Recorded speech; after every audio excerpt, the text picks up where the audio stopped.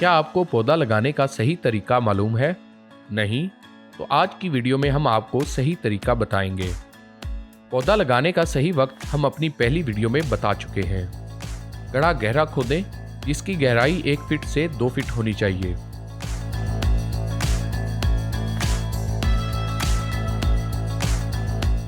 गड्ढे की निचली सतह को नरम रखें।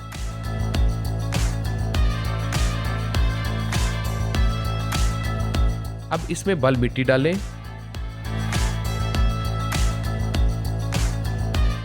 प्लास्टिक थैली को पौधे से अलग करने के लिए एहतियात कीजिए कि पौधे की जड़ें ना बिखरें। आप थैली को नीचे से सुराख या काट भी सकते हैं, मकसद जड़ें आसानी से जमीन में जा सकें। पौधे को गड्ढे में रखें और याद रहे जमीन में थैली के साइज के बराबर मिट्टी डालें। पौधा ज्यादा गहराई में ना हो। पौधे के चारों तरफ मिट्टी डालें और इसे दबा दें।